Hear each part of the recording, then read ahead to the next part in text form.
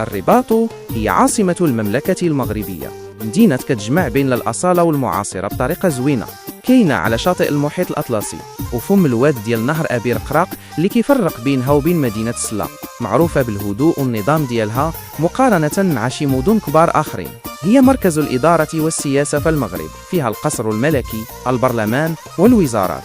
فيها بلايص تاريخية مهمة بزاف بحال قصبة الوداية وصومعة حسان وشالة، وفيها حتى بنايات عصرية جديدة بحال برج محمد السادس والمسرح الكبير. بالمختصر، الرباط مدينة نقية ومنظمة، فيها التاريخ وفيها الحداثة، وهي الوجه الرسمي ديال البلاد. هذا دليل مفصل شوية باش تعرف الرباط من الدخلة للخرجة. كيف ما كنقولوا مرحبا بك في الرباط، عاصمة المغرب.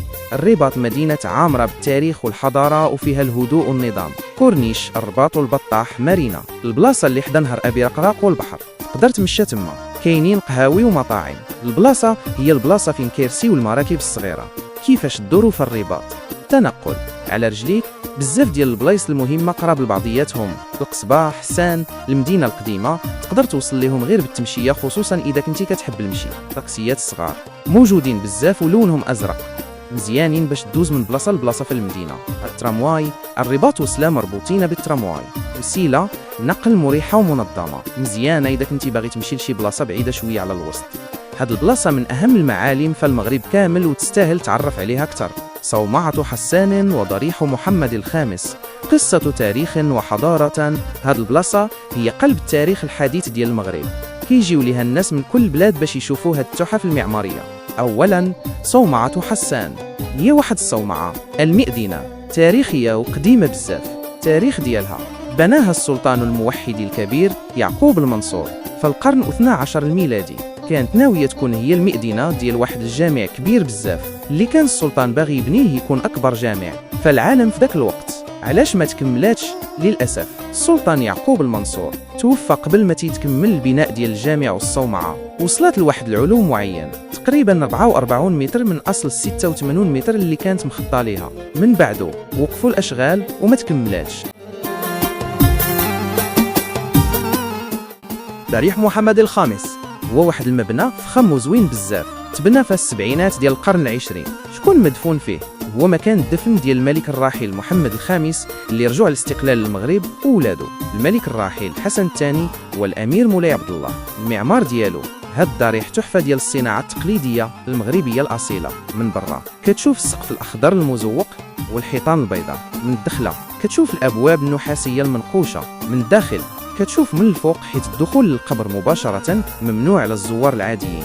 كيبان الزليج المغربي الملون اللي كيغطي الحيوط والأعمدة، وكيبان الخشب المنقوش والمصبوغ اللي في السقف، وكيبان الرخام الأبيض اللي في القبر. كلشي متقون بزاف وكيبين مهارة الصناع التقليديين المغاربة. الحراس دائما كاينين حراس ملكيين لابسين لباس تقليدي، الجلباب الأحمر والطربوش، واقفين على برا ديال الضريح وعلى الخيل. منظر كيجذب السياح باش يتصوروا معاهم.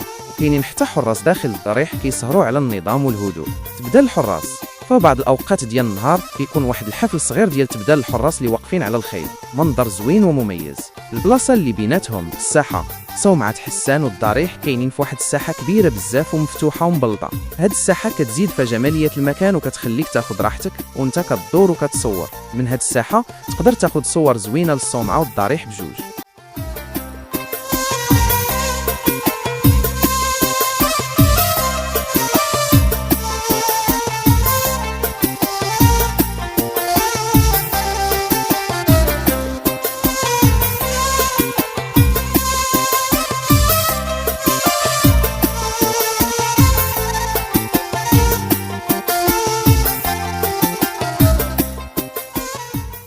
مسرح محمد السادس جوهرة فنية على وادي أبي رقراق.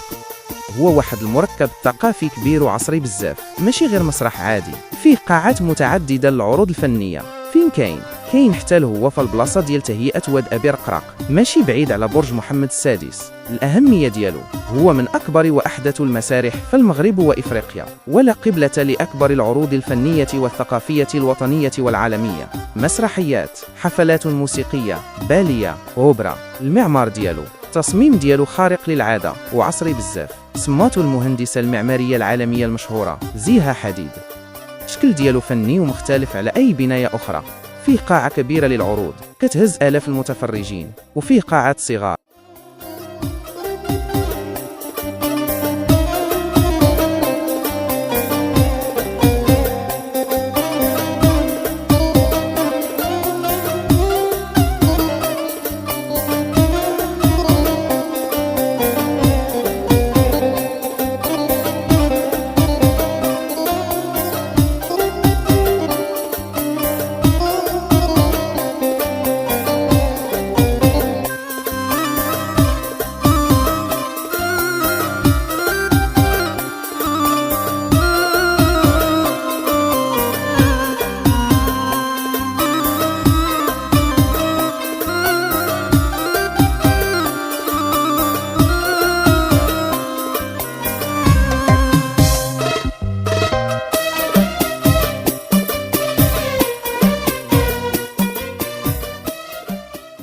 برج محمد السادس هو واحد البرج طويل بزاف، هو أعلى بناية في المغرب وفي أفريقيا حاليا. فين كاين؟ كاين في الهبطة ديال واد أبي رقراق حدا سلا والرباط، واحد المشروع كبير ديال التهيئة ديال الواد سميتو وادي أبي رقراق. علاش مهم؟ هو رمز للحداثة والتطور في المغرب، كيبين القدرة الهندسية والمعمارية اللي وصلت لها البلاد. المنظر ديالو كيبان من بزاف ديال البلايص في الرباط وسيلة. هو برج متعدد الاستعمالات، فيه مكاتب ديال الشركات وفيه فندق فخم وفيه شقق سكنية راقية. الشكل ديالو التصميم ديالو عصري ومميز، بحال شي سفينة واقفة ولا شي صاروخ، كل واحد وكيفاش كيشوفو. الزيارة حاليا هو ماشي بلاصة سياحية بالمعنى اللي تقدر تدخل ليها غير هكذا وتدور فيها من الداخل، إلا إذا كنتي عندك موعد في شي مكتب أو ساكن نازل فيه، لكن المنظر ديالو من برا يستاهل تشوفه وتصور معاه من البلايص اللي قراب لك. بالمختصر، برج محمد السادس هو إضافة معمارية كبيرة للرباط، وكيشكل جزء من المشهد الجديد ديال المدينة على ضفاف واد أبي رقراق.